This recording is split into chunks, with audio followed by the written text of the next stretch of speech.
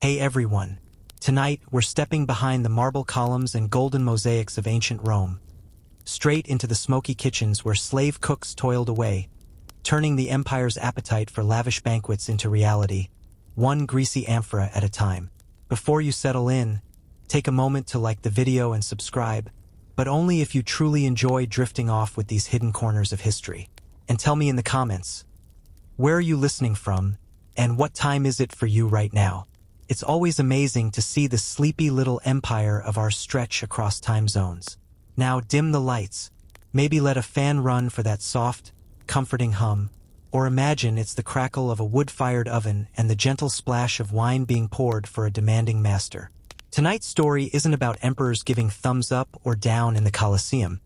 It's about the unseen figures in the back rooms and courtyard kitchens, the ones who gutted fish before dawn, plucked geese, and dared to taste the stew before the master did. The slave cooks of Rome lived in a world where a pinch too much salt could mean a beating, but just enough honey and herbs might earn you a grudging compliment and a rare scrap of leftover roast. So sink back, close your eyes if you like, and imagine the heat of the hearth, the clang of bronze pots, and the whisper of quiet conversations among cooks who dreamed of freedom even as they roasted dormice for someone else's feast. Let's drift back together into the smoky, fragrant, sometimes brutal world of Rome's slave kitchens. Now, let's be clear, no one dreams of being born a Roman slave cook. Nobody asked for it.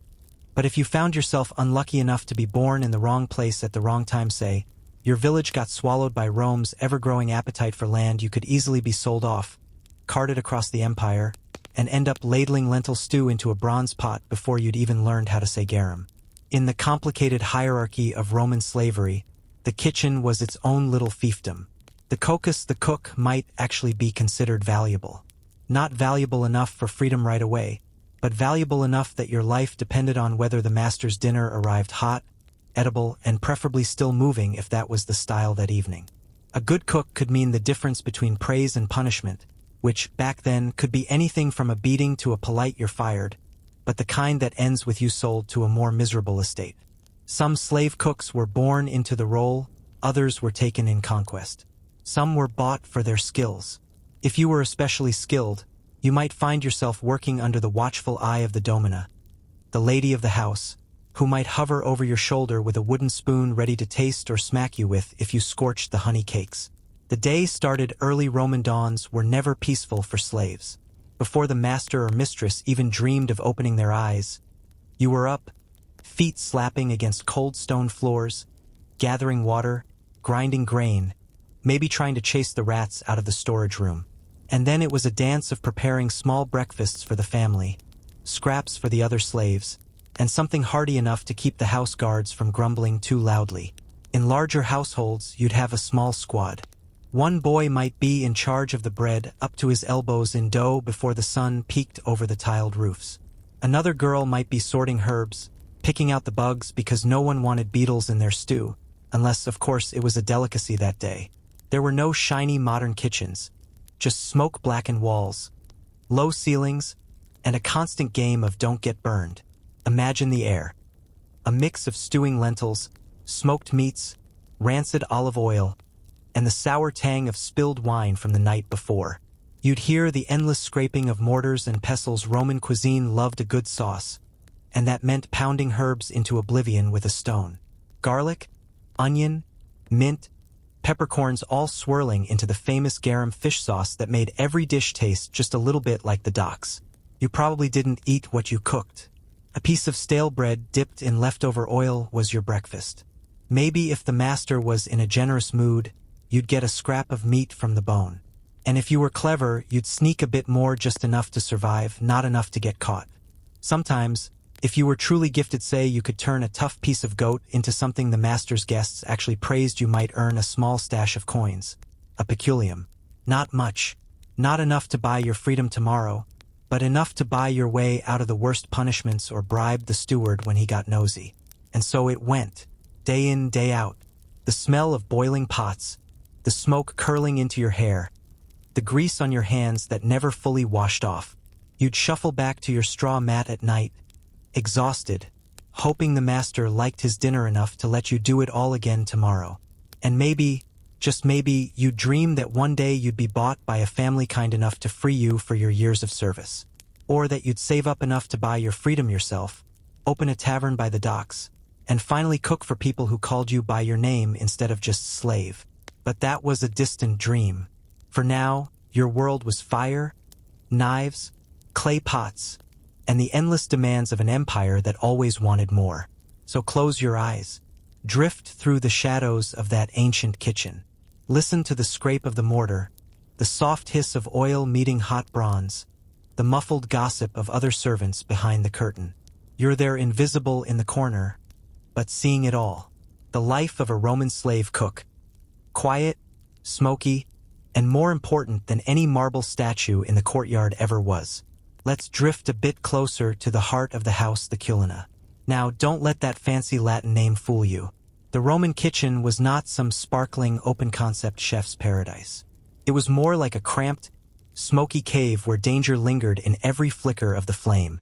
Roman houses, at least the nicer ones, tucked their kitchens somewhere out of sight, because no one wanted the smell of charred fish sauce wafting through the marble atrium where guests were busy trying to look refined.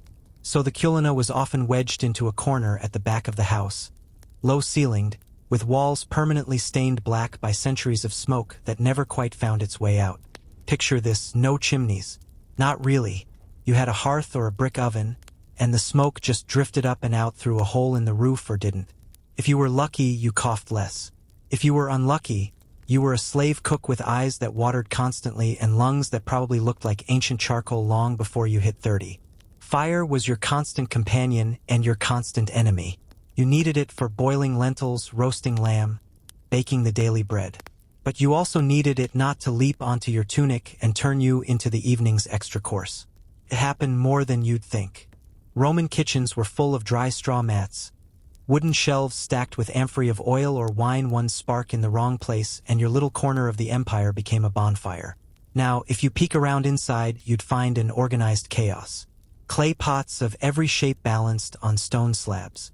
Heavy bronze pans that cost a fortune but not to you, because they belonged to your master.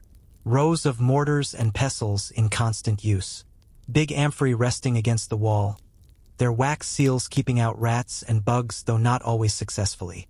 The best Roman delicacy was useless if it came with a side of weevil. And then there were the tools. Knives, cleavers, ladles carved from olive wood or bone.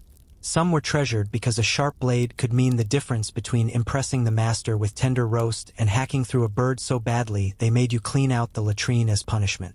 Spoons made of bronze or wood, tiny. Tweezers for pulling pin bones out of fish. All lined up, ready for the daily dance. Storage was half the battle.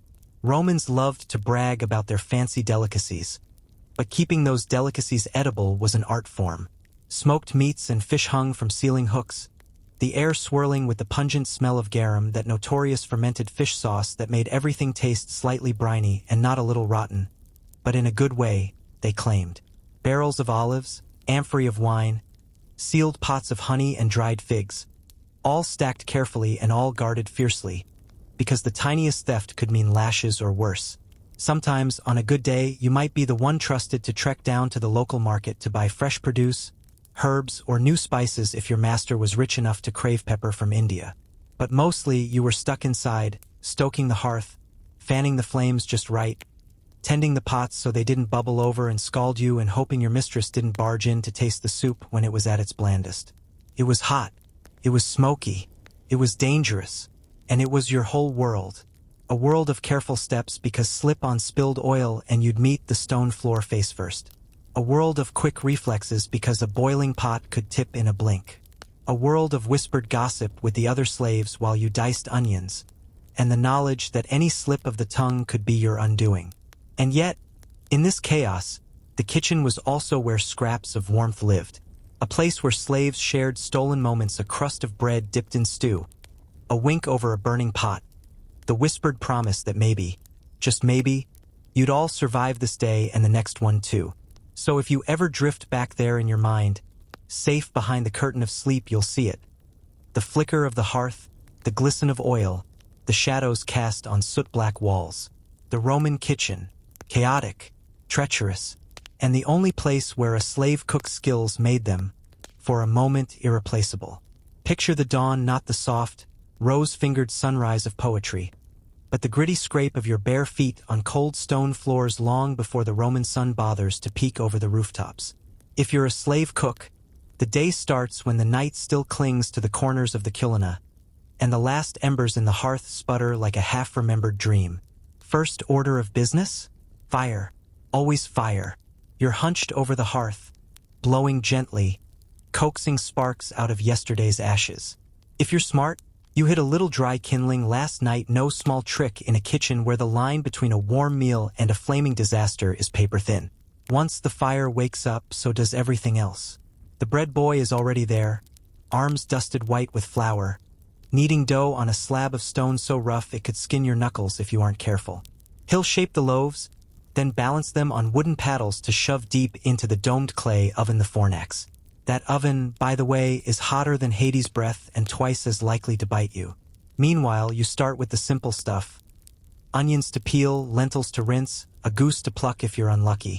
Every scrap of the animal is used: bones for broth, fat for frying, feathers for, well, for someone else's pillow, probably not yours. By midday, the kitchen is a battlefield. The lady of the house, the domina, might appear in her fine stola, swanning through the smoke to make sure you aren't wasting her precious olive oil on the stable boy's lunch. Her sandals click across the greasy floor, eyes sharp as any knife on the rack. She might demand a taste of the fish stew, just a sip, right out of the ladle, and woe betide you if it's too salty or, worse, bland. But lunch is the warm-up act. The real show is the evening feast, the cena. That's when you pull out all the stops and pray the gods of fire and timing smile on you for once.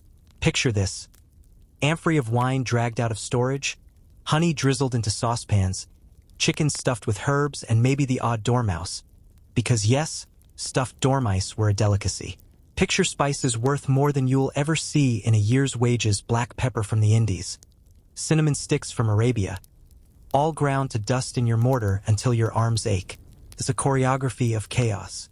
You're juggling hot pots, barking orders at the boy who's gone to fetch fresh water, hoping the charred meat on the spit doesn't blacken all the way through before the guests even recline on their couches. Yes, recline. Romans loved to eat lying down, propped on one elbow, draping themselves across silk cushions like they'd invented the art of relaxation, and maybe they did. If you ignore the army of sweating slaves behind the curtain making sure the peacock pie arrives still puffed and golden. If you peek through that curtain, and you would, because curiosity is a fragile rebellion, you'd see the feast in full swing. Guests lounging, fingers sticky with honeyed dates. The master showing off his cook's skill, bragging about the imported fish or the exotic fruit that traveled more miles than you ever will.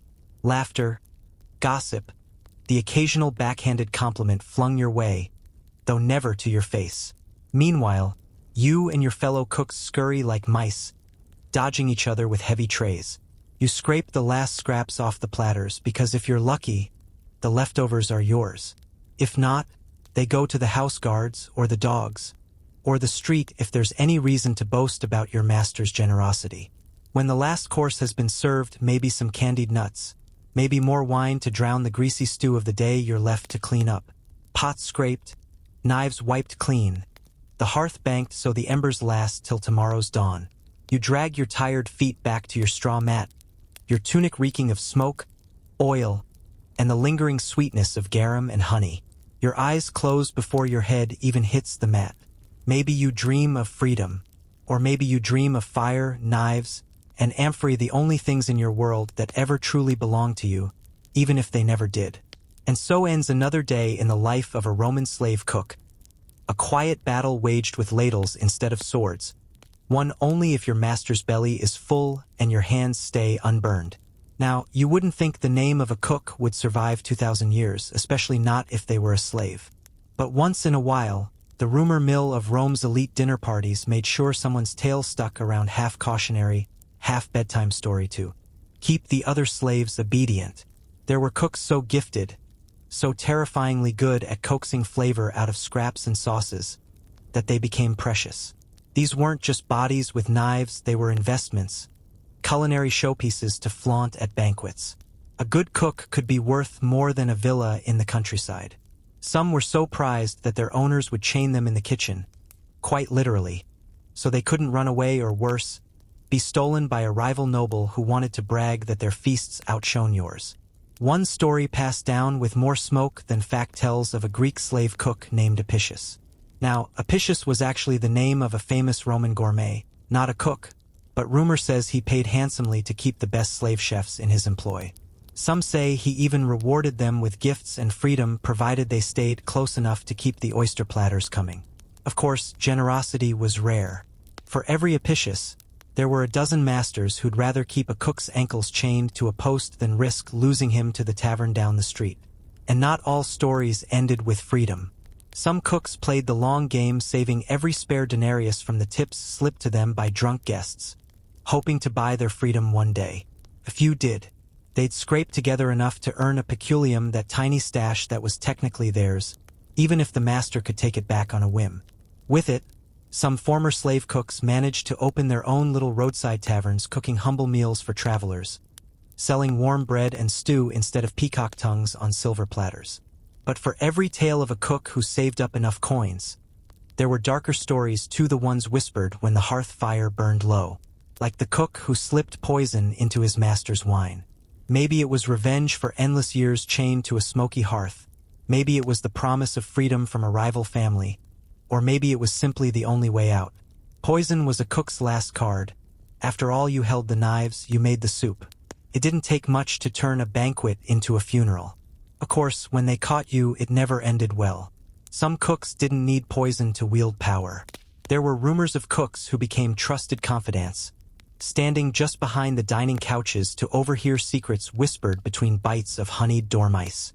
A well-placed word to the right ear, a favor slipped through the kitchen door. These invisible hands sometimes nudged family rivalries or even political plots. And yet, the cook remained a ghost, important enough to keep alive, never important enough to thank publicly. And so, the legend of the slave cook lingers. Half servant, half artist, sometimes poisoner, sometimes kingmaker. A reminder that in the empire that conquered the world, even the humblest hands could shape the fate of the powerful, so long as they knew which knife to sharpen and which sauce to stir. So, drift back now, picture the cook in his smoky corner, eyes darting to the door, ears tuned for footsteps, a coin pouch hidden behind a stack of amphory. One day, perhaps, he'll buy his freedom, or slip away into the night. If you'd wandered into that cramped Roman kitchen, eyes watering from the wood smoke, the first thing that would hit you long before you saw the flicker of flames or the hunched silhouette of the slave cook was the smell. Roman food didn't whisper. It barged right into your nose.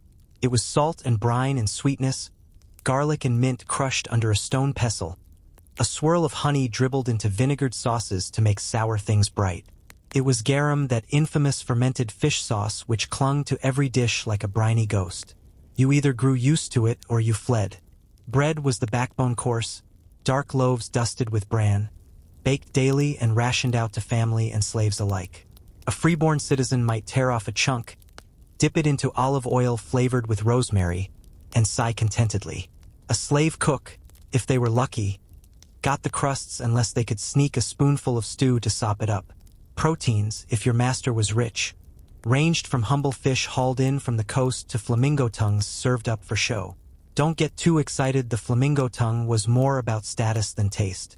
Exotic birds and dormice stuffed with herbs were delicacies, sometimes cooked with honey, nuts, and a dash of black pepper, that expensive spice hauled from India along dusty trade roads that stretched further than most Romans would ever dream of traveling. A good cook had to know how to balance the push and pull of sweet, sour, and umami before anyone had a name for it. Savor the richness of roast pork, but offset it with a sour wine sauce sharpened with vinegar and sweetened with dried fruits. Add pepper and cumin, not sparingly, but enough to make your master's guests widen their eyes and brag about how exotic the flavor was. Staples were humble: lentils and chickpeas stewed with bits of leek or garlic. On special days, a stew of wild boar or goat simmered until even the toughest cut fell apart. No one wasted a scrap. Bones became stock. Blood was cooked into sausages.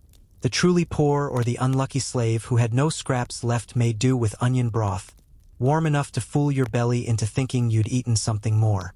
And of course, fruit, dried dates and figs, sweet enough to mask the taste of wine that had gone a little sour in the amphora.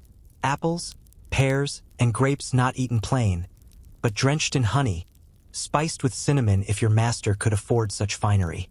Some recipes were passed by word of mouth. A seasoned cook might have learned them by standing shoulder to shoulder with another slave, peeking over a pot, guessing how much salt or oil made the difference between praise and punishment.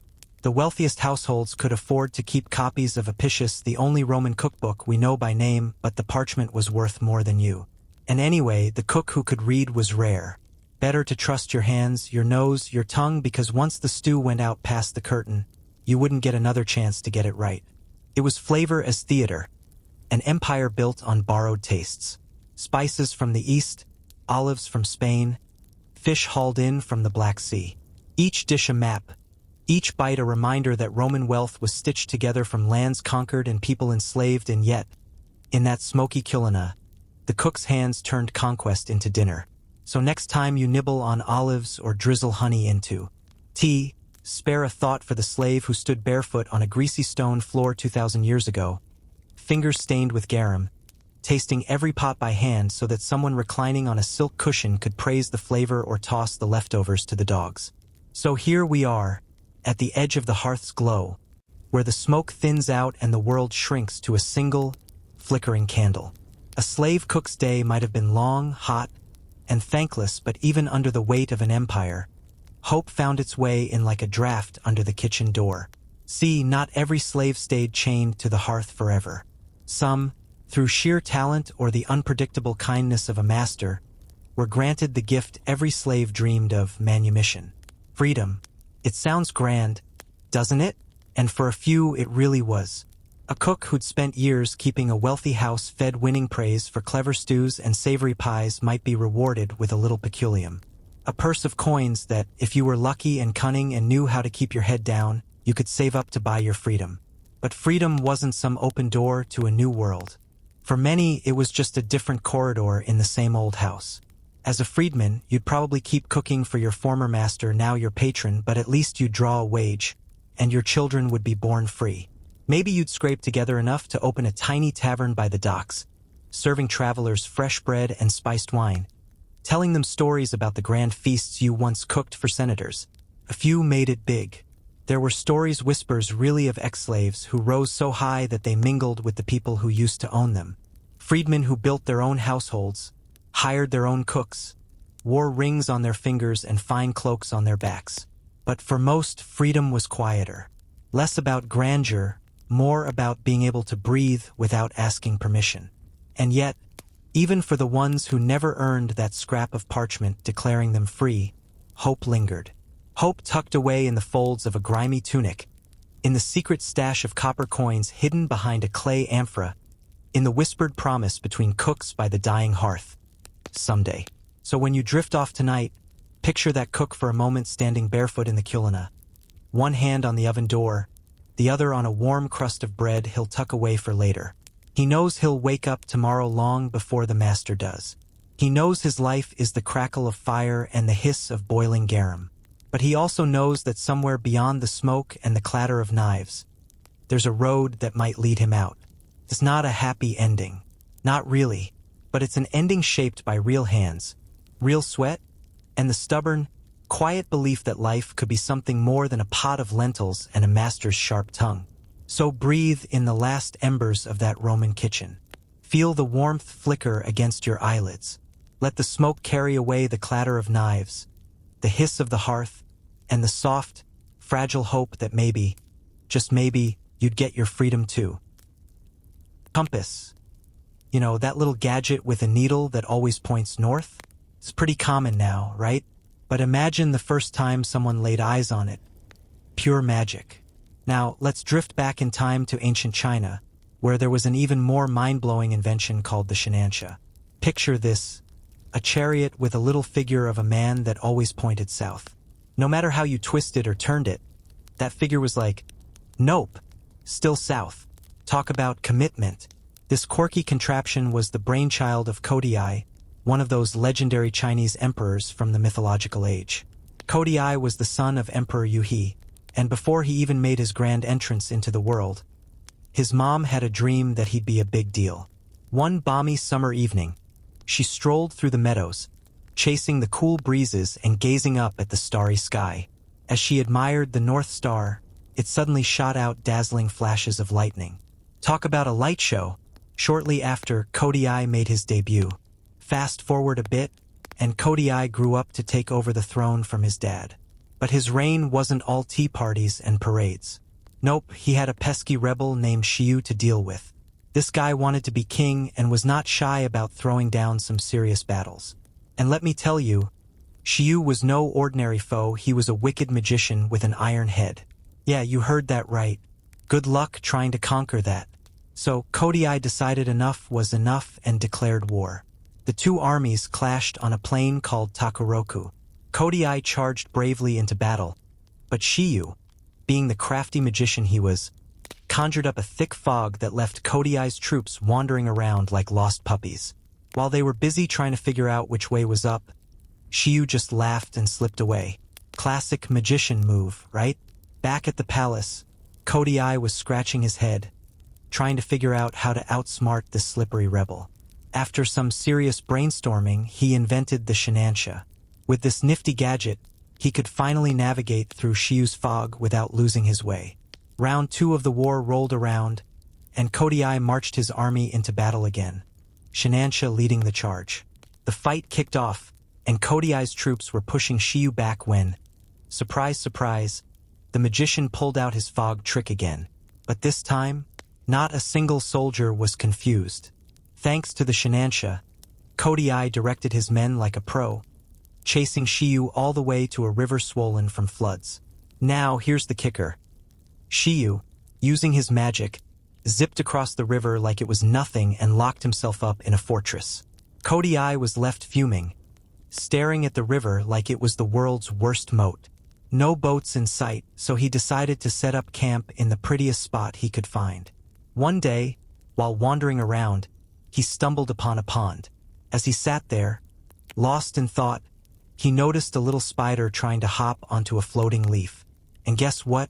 The spider made it. That little moment sparked an idea in Kodiai's mind. If a spider could ride a leaf across water, why couldn't he create something similar? So he got to work and, after some trial and error, invented the first boat. Genius, right? He rallied his men to build more, and soon enough they had a fleet ready to cross that pesky river. With his army now across, Kodiai launched a full-on attack on Xiu's fortress. Victory was sweet, and the war that had plagued his land finally came to an end. Kodiai didn't stop there. He worked tirelessly to ensure peace and prosperity for his people. They adored him, and life was pretty good under his rule. After about 100 years of reigning, one day, while gazing at the sky, Kodiai noticed it turning a fiery red. Suddenly, a magnificent dragon glittering like gold swooped down. The dragon bowed before him, and let me tell you, the empress and courtiers were screaming and running for the hills. But Kodiai, he just smiled and said, "Chill out, everyone. This is a heavenly messenger. My time here is up." He hopped on the dragon, which took off into the sky like it was the world's fanciest Uber. The courtiers, realizing they were missing out, scrambled to catch the dragon's beard. But let's be real, there was no way they were all getting a ride. Some ended up tumbling to the ground, while a few lucky ones managed to hop on. The dragon soared so high that soon, the palace folks could hardly see them anymore. Eventually, a bow and arrow fell from the sky, landing in the palace courtyard. They were recognized as Kodiai's, and the courtiers treated them like sacred relics. Just another day in the life of a legendary emperor, right? Long, long ago, in the enchanting city of Kyoto, there lived a brave soldier named Kintoki. Now, Kintoki was not just any soldier. He was a man with a heart full of love, and he married a beautiful lady. But, as fate would have it, some not-so-great friends of his decided to stir the pot, leading him to disgrace at court. Talk about a real-life soap opera. This unfortunate turn of events weighed so heavily on his heart that he didn't last long after his dismissal. he passed away, leaving his lovely young wife to navigate the world all on her own. Fearing the wrath of her husband's enemies, she fled to the Ashigara Mountains, seeking solace in the lonely forests where the only visitors were the occasional woodcutters. And it was there, in the quiet embrace of nature, that she gave birth to a little boy. She named him Kintaro, which means the golden boy. Now, this kid was something special. He had strength that would make even the toughest lumberjack raise an eyebrow. By the time he hit 8 years old, he could chop down trees faster than the woodcutters themselves. Imagine that.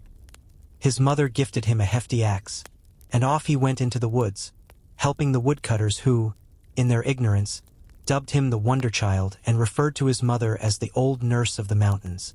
They had no idea of her noble lineage. Kintaro also had a knack for smashing rocks and stones, which is a pretty unique hobby for a kid, don't you think? You can just picture him, flexing those muscles like a pint-sized Hercules. Unlike most boys, Kintaro grew up all alone in the wilds of the mountains. With no human friends around, he befriended the local wildlife, learning to understand their strange chatter. Before long, the animals saw him as their master, and he treated them like his loyal subjects. His closest companions were a bear, a deer, a monkey, and a hare. Quite the eclectic crew, right? The bear would often bring her cubs for Kintaro to play with, and when it was time to go home, he'd hop on her back for a ride to her cave. And the deer? Oh, he was a favorite too. Kintaro would wrap his arms around the deer's neck, showing that those long, intimidating horns didn't scare him one bit. They all had a blast together, living their best lives in the mountains. One sunny day, Kintaro and his furry friends set off on another adventure. After a trek through the hills and valleys, they stumbled upon a wide, grassy plain, dotted with pretty wildflowers. It was like nature's playground. The deer rubbed his horns against a tree, the monkey scratched his back, the hare smoothed his long ears, and the bear let out a satisfied grunt. Kintaro, with a twinkle in his eye, suggested, "How about a wrestling match?" The bear, being the biggest and oldest, took charge. "That sounds like a blast. I'll make the wrestling platform." And with that, she got to work, digging and patting the earth into shape like a true champion. "All right, I'll be the referee and give prizes to the winners," Kintaro declared, excitement bubbling in his voice. The bear, deer, monkey, and hare all pitched in to help create the wrestling stage. Once it was ready, Kintaro shouted, "Let the games begin! Monkey and hare, you're up first, and deer, you're the umpire." The deer, standing tall, called out, "Red back, red back," to the monkey, who sported a rather flashy red back. "Are you ready?" Then he turned to the hare. Long ears, are you ready?" The two little wrestlers squared off, while the deer raised a leaf high as a signal. When the leaf dropped, they charged at each other, shouting "Yoisho, yoisho." As they wrestled, the deer shouted encouragement and warnings, trying to keep them from tumbling off the platform. "Redback, stand your ground," he called. "Long ears, be strong. Don't let the monkey beat you." With their friends cheering them on, the monkey and the hare gave it their all. In a surprising twist, the hare managed to gain the upper hand, pushing the monkey off the platform with a mighty shove.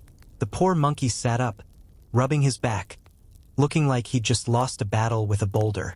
"Oh, my back, it hurts," he wailed.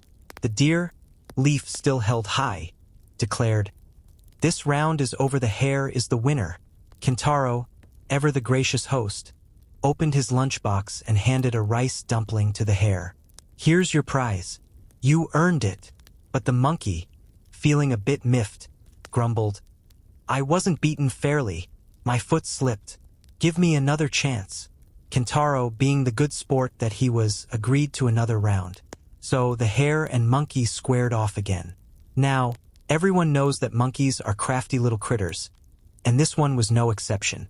He decided to grab the hare's long ear, which threw the hare completely off balance. Seizing the moment, the monkey tackled the hare and sent him sprawling across the dais. Victory was his. Kintaro rewarded him with another rice dumpling, which made him forget all about his earlier woes. Then the deer stepped up, asking the hare if he was ready for another round. And just like that, the wrestling match continued, with the bear stepping in as the umpire. What a day in the mountains, filled with laughter, competition, and a bit of friendly rivalry. The deer with those impressive long horns and the hare with its floppy long ears. Oh, what a sight that must have been. Picture it. A quirky little wrestling match unfolding in the woods. Suddenly, the deer drops to one knee, and the bear, holding a leaf like it's the championship trophy, declares him beaten. They took turns winning, these furry friends, until they were all tuckered out. Just a bunch of animals having a good time, right? Eventually, Kintaro, our young hero, stands up and says, "All right, that's enough for today.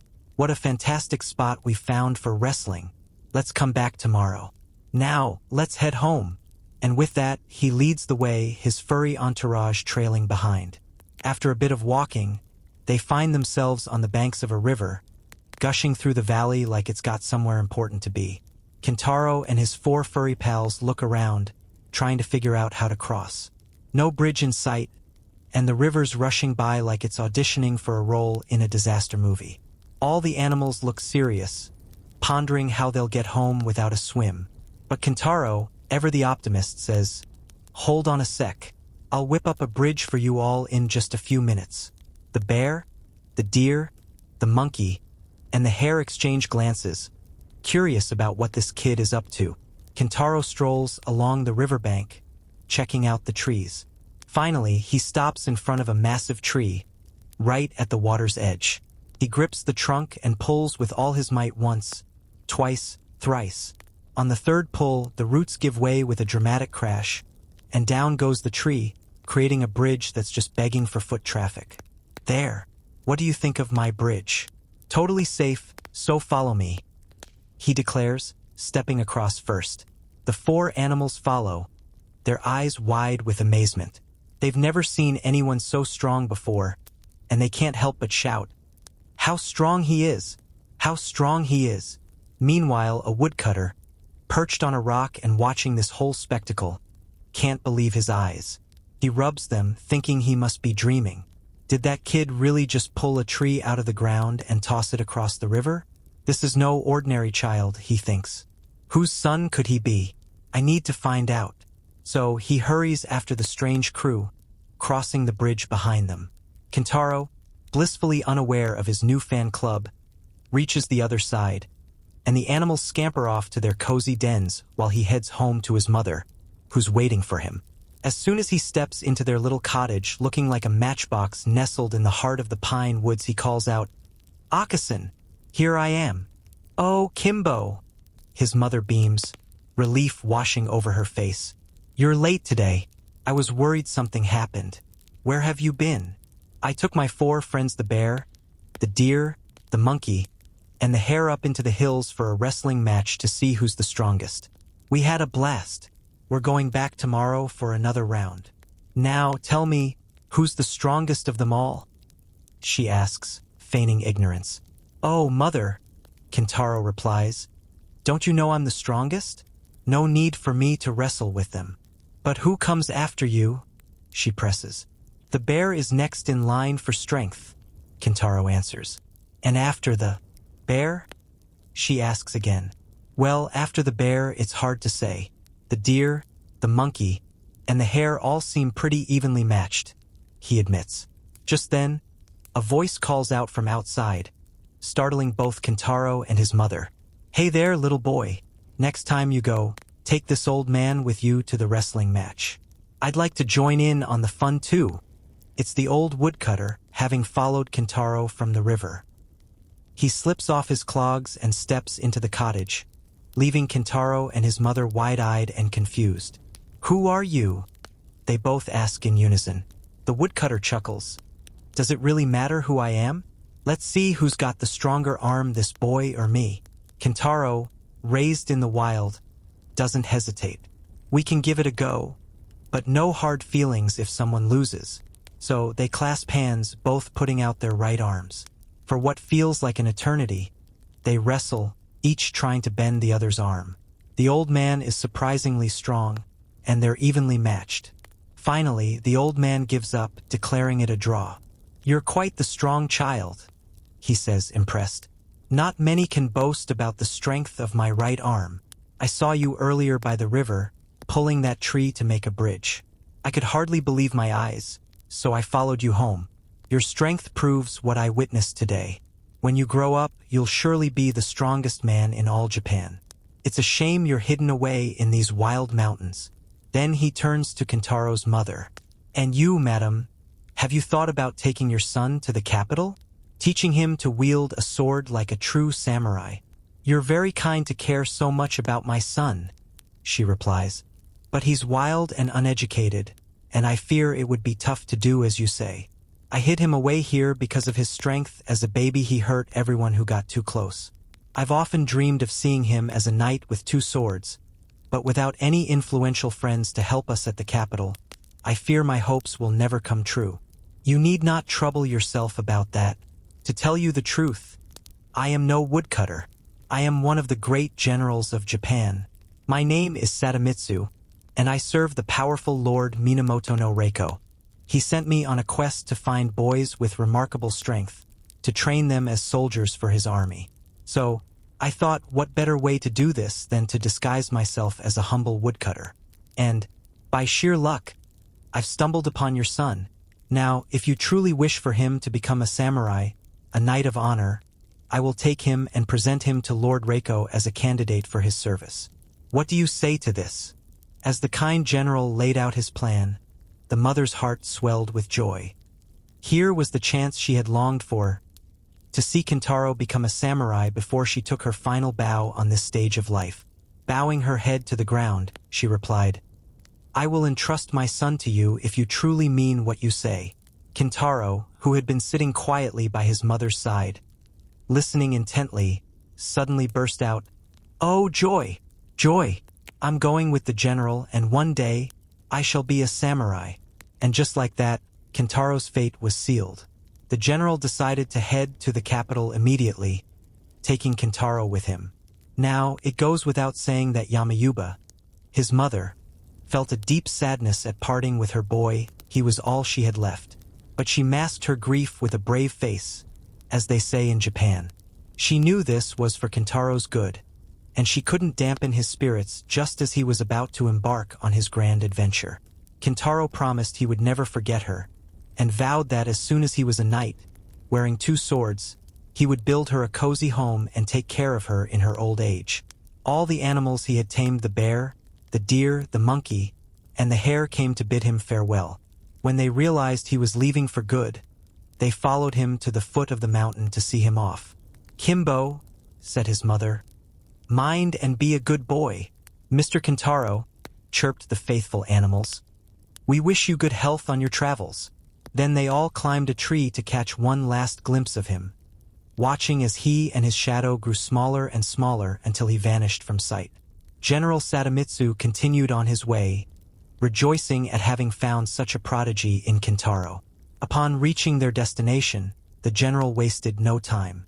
He took Kintaro straight to his lord, Minamoto no Reiko, and shared the tale of how he found the boy. Lord Reiko was thrilled with the story and commanded Kintaro to be brought to him, making him one of his vassals on the spot. Now, Lord Reiko's army was famous for its elite group known as the Four Braves. These warriors were handpicked by him from the bravest and strongest soldiers, forming a small but mighty band renowned throughout Japan for their fearless courage. As Kintaro grew into a man, his master appointed him chief of the Four Braves. He was, without a doubt, the strongest of them all. Shortly after this promotion, news reached the city that a cannibal monster had taken up residence nearby, spreading fear among the people. Lord Reiko sent Kintaro to the rescue, and he set off, eager to test his sword. Surprising the monster in its lair, Kintaro made quick work of it, severing its massive head and triumphantly carrying it back to his master. Kintaro soon became the greatest hero of his country, showered with power, honor, and wealth. True to his promise, he built a comfortable home for his beloved mother, who lived happily with him in the capital until the end of her days. Isn't this the tale of a true hero? Many, many years ago, in Nara, the ancient capital of Japan, there lived a wise state minister named Prince Toyonari Fujiwara. His wife, a noble and beautiful woman, was called Princess Murasaki, or Violet. They were married young, as was the custom, and lived happily together, except for one significant sorrow. As the years passed, no child was born to them. This left them deeply unhappy, longing for a child who would carry on their family name and bring joy to their old age. After much thought and consultation, the prince and his lovely wife decided to make a pilgrimage to the temple of Heizno Kwannon, the goddess of mercy. They believed that Kwannon, the mother of mercy, would answer their prayers in the form they needed most. Surely, after all these years of heartfelt supplication, she would grant them a beloved child in response to their pilgrimage. They had everything else life could offer, but without a child, their hearts felt empty. So off they went to the temple of Kwannon at Heiz, where they stayed for a long time, daily offering incense and praying for the desire of their lives. And lo and behold, their prayers were answered. At last, a daughter was born to Princess Murasaki, filling her heart with immense joy.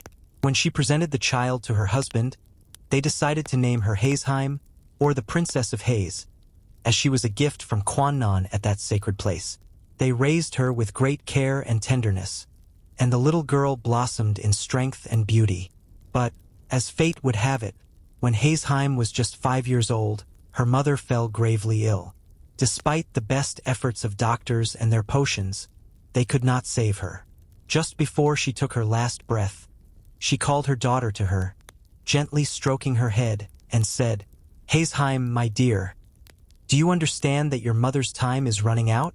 Even as I fade away, you must promise to be a good girl, to not cause trouble for your nurse or anyone else in our family. Maybe your father will find someone else to take my place. And if that happens, don't mourn for me. Instead, embrace your father's new wife as your true mother, and be kind and obedient to both her and your father. Remember, as you grow up, to respect those above you, and to show kindness to those beneath you. Don't forget this, my sweet. I leave this world with the hope that you will grow into a wonderful woman." Heizheim listened intently, her heart heavy yet respectful, and she promised to follow her mother's wishes. There's an old saying that goes, "As the soul is at 3, so it is at 100. And so, Heizheim blossomed into the obedient little princess her mother had envisioned, even if she didn't quite grasp the enormity of her loss at such a tender age. Not long after the passing of his first wife, Prince Toyonari married again. This time, he chose Princess Teruta, a lady of noble birth. But oh, how different she was from the wise and gentle Princess Murasaki. Teruta had a heart as cold as a winter's night. She didn't love her stepdaughter one bit and often reminded herself, "This is not my child. This is not my child." But Heizheim, bless her heart, endured the unkindness with grace. She waited on her stepmother with kindness, obeying her every whim, just as her own mother had taught her. So, Lady Teruta had no grounds for complaint, even if she was secretly plotting her stepdaughter's demise. The little princess was diligent, pouring her heart into music and poetry. She practiced for hours each day, her father hiring the best masters to teach her the koto, that beautiful Japanese harp, and the art of writing poetry. By the time she was 12, her skills were so impressive that she and her stepmother were summoned to perform for the emperor himself during the grand festival of the cherry flowers. Picture this: the emperor, sitting on a raised dais, hidden behind a curtain of finely sliced bamboo and purple tassels, because heaven forbid any commoner gaze upon his sacred visage. Heizheim, despite her youth, was a musical prodigy, dazzling her masters with her incredible memory and talent. But alas, her stepmother, who was as lazy as a cat in the sun, flubbed her part and had to call in one of the court ladies to take over. Talk about embarrassing.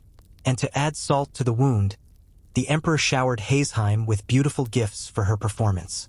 Now here's where it gets juicy. Princess Teruta, fueled by jealousy and bitterness, had just given birth to a son.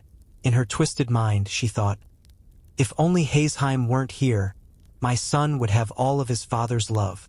And instead of seeking therapy, she decided to take matters into her own hands with poison. One fateful day, she secretly ordered some poison and mixed it into a bottle of sweet wine. On the 5th of May, during the boys' festival, she entered the room where Hazeheim was playing with her little brother, surrounded by toys of warriors and heroes. The air was filled with laughter and joy as Hazeheim spun tales of adventure. With a sickly sweet smile, Teruda presented them with the poisoned wine and some delicious cakes. "You're both so good and happy," she cooed, pouring the cups. Hazeheim, blissfully unaware of her stepmother's dark intentions, took one cup and handed the other to her little brother. But here's the kicker: Teruda, in her flustered state, accidentally gave the poisoned cup to her own child. As Hazeheim watched, her little brother suddenly screamed, collapsing in agony. Teruda rushed to him, knocking over the wine bottles in her panic, and within the hour, he lay lifeless in her arms. The doctors of the time, bless their hearts, had no clue what had happened, chalking it up to a bad reaction to the wine. And just like that, the wicked woman was punished for her treachery, losing her own child while trying to eliminate her stepdaughter.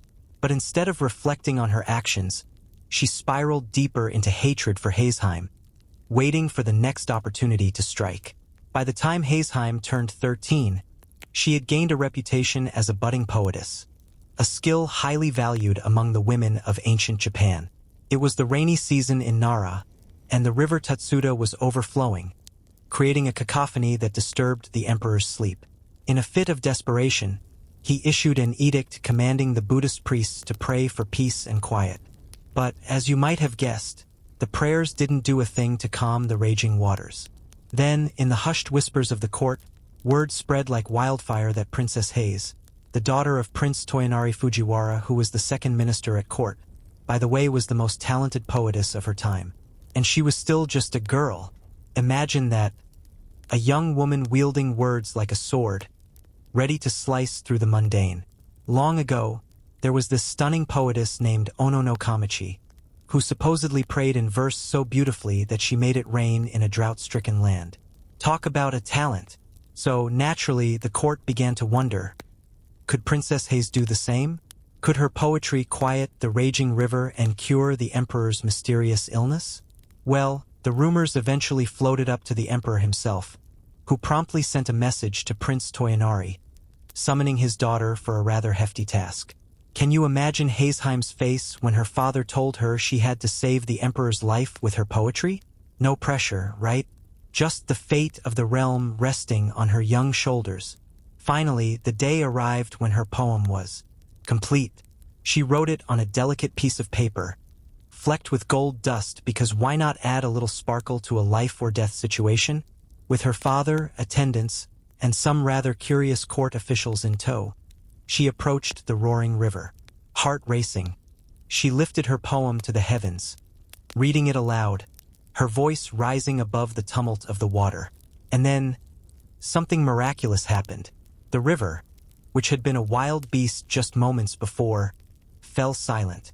It was as if the universe held its breath in response to her heartfelt prayer.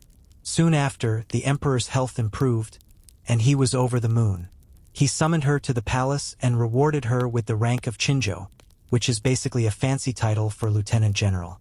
From that moment on, she was known as Chinjoheim, or the lieutenant general princess, loved and respected by all except for one person. Enter the wicked stepmother, who was not exactly thrilled about Hazeheim's newfound fame. You see, she had a bit of a dark past. She had killed her own child while trying to poison Hazeheim. Talk about family drama. Now, she was simmering with jealousy, watching her stepdaughter bask in imperial favor while she wallowed in her own bitterness. She spun tales of deceit to her husband, but he wasn't buying it. "You're mistaken," he'd say, probably rolling his eyes, but the stepmother was determined. Seizing a moment when her husband was away, she ordered one of her old servants to take Hazeheim to the Hibari Mountains, the wildest, most desolate part of the country, and, well, let's just say she wanted him to do away with her. She concocted a ridiculous story about saving the family from disgrace. Now the servant, Katoda, was bound to obey, but he wasn't heartless. He figured it would be smarter to pretend to follow orders while secretly planning to save the innocent girl. So, he loaded Hazeheim into a palanquin and took her to the most remote spot he could find. The poor girl, sensing the ominous vibe, didn't protest. What could she say? But Katoda had a change of heart. He knew Hazeheim was innocent, and he couldn't bring himself to harm her. So, he decided to stay in the wilderness instead. With the help of some kind-hearted peasants, he built a little cottage and sent for his wife to join them. Together, they cared for the unfortunate princess, who held on to hope, trusting that her father would come looking for her. Weeks passed, and Prince Toyonari returned home, only to be met with the shocking news that his daughter had run away because she had done something wrong, or so they said. Can you imagine the anxiety? He searched high and low, but no one seemed to know where she had gone. One day, desperate to distract himself from the worry gnawing at him, he gathered his men for a hunting trip in the mountains. They set off, and he rode ahead, eager to escape his troubles. Eventually, he found himself in a narrow, picturesque valley.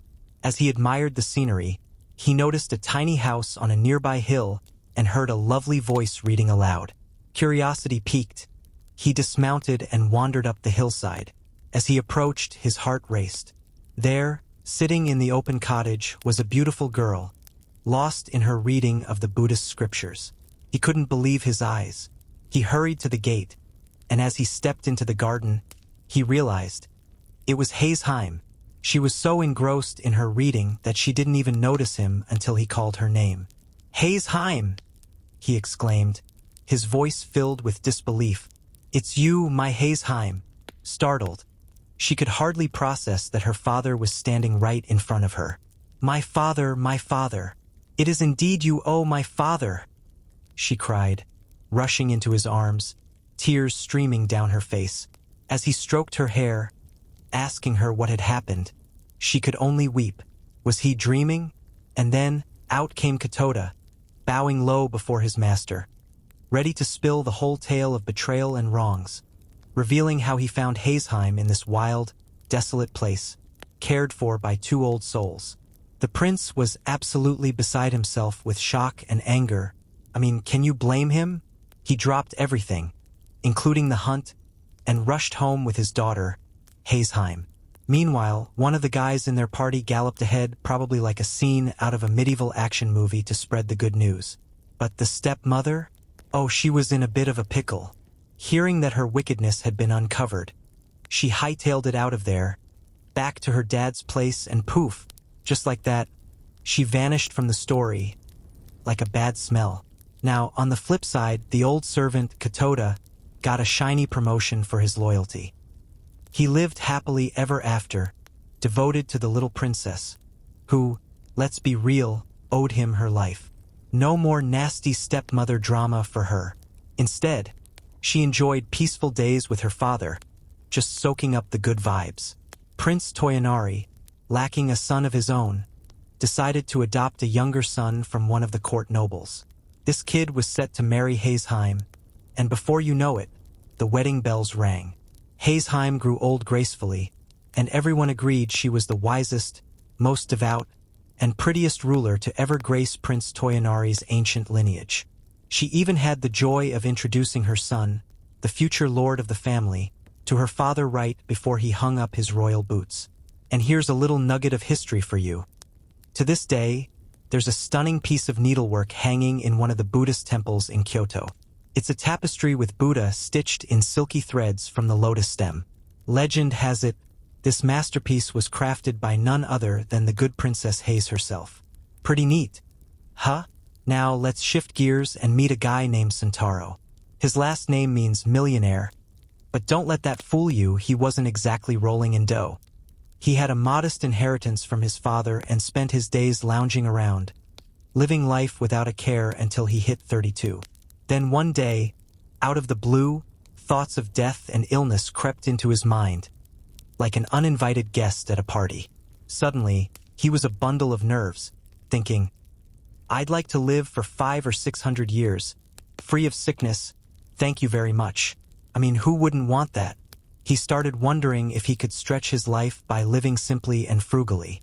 After all, he had heard tales of emperors who lived for 1,000 years and a princess from Yamato who supposedly made it to 500. Talk about a long life record. Sentaro had also heard the